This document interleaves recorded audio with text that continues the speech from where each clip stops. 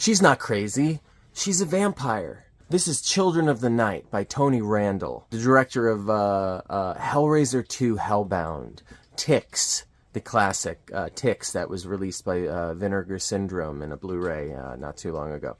This movie is well overdue for a Blu-ray release. This is his... I'm trying to think that. I think this is his follow-up to... oh, man, this is tough because Hellraiser 2 Hellbound came out. I'm thinking it went Hellraiser 2 Hellbound, Children of the Night, and then Ticks. That's my guess. That's without me looking at it. You rearrange it on the screen if you want to, if I'm getting this wrong. But this is his vampire movie. So you have his Cenobite movie, the follow-up to Clive Barker's Hellraiser, and then you have his creature feature, which is Ticks, these mutant ticks, which is a fun movie. And this is his vampire movie. This is definitely the silliest of his films. It's hard to find that much humor in Hellraiser 2 Hellbound. There are a few moments of levity in that movie. Ticks also is winking at the camera here and there, but it's played pretty straight. This movie I feel like is played as a comedy. It's over the top.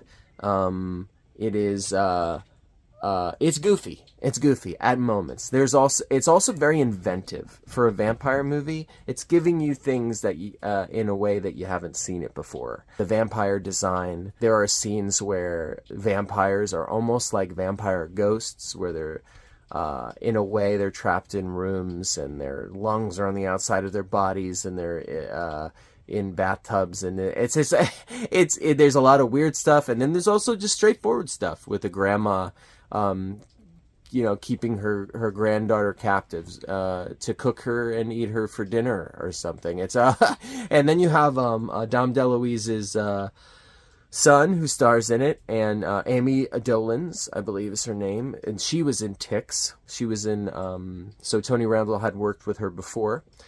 There's a lot of, character actors from the horror scene that pop up. It's shot in a very interesting, I wouldn't say chaotic, but, a handheld kind of way. A lot of close-ups, this and that. Now, this could be because the only way I've ever known of this film is the pan and scan VHS version. It hasn't been given a proper HD transfer that I know in this country. I don't think anywhere. I think I tried to look for it once, and I don't think it exists. I think it's just VHS for certain, which is how I know it. And then maybe DVD? Maybe? Like, it's a lost film at this point. But it is, between this and the movie, I believe it's called Nightlife, with the actor, his name is escaping me, from the Critters 1 and Critters 2, the redheaded guy. That movie is also very good. That's a lost gem from the VHS era. As far as horror movies goes, you can't get more lost and top quality than Children of the Night and Nightlife.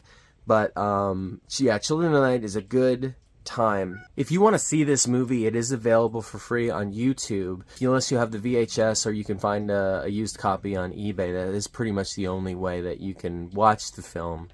So, I definitely recommend you check it out, and it's an interesting bit of cinema. It is. It is closer to something like Peter Jackson might do back in the day. It has elements of its musical score are bombastic and operatic, similar to Christopher Young's work on Hellraiser 2. It is gory. It is scary at parts. It's quirky. It's inventive. If those words intrigue you, I would say check it out.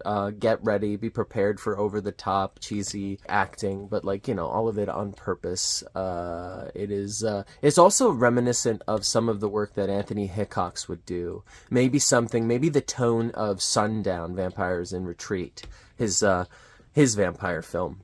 If you had to compare it to something, to the tone, only I would definitely say definitely scarier, definitely gorier, because that movie was basically that. I think it was a PG-13 film, at the very least shot as one. I think it is a PG-13 film, Anthony Hickox's vampire movie. But this one is an R-rated film. I believe it was, if not made by with like a heavy producing hand by Fangoria. It was certainly distributed by Fangoria magazine back in the day. This is obviously the early 90s, 91.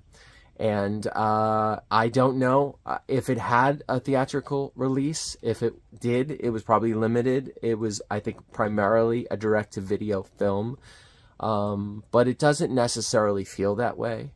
It is a fun movie, so check it out. Unfortunately, the quality of it on YouTube is low. It's a VHS rip, so be prepared for that. If you also want to hold out for a proper Blu-ray release, I'm guaranteeing that Vinegar Syndrome, at the very least, probably has its eye on getting the rights to this. I don't know what's holding that up, but they have to be aware, because this movie is, I mean, they've released some stuff that is definitely lower tier and lower quality to this film. So I know that it's on their radar. I know that Nightlife is on their radar, as well as a couple other of those video distribution companies.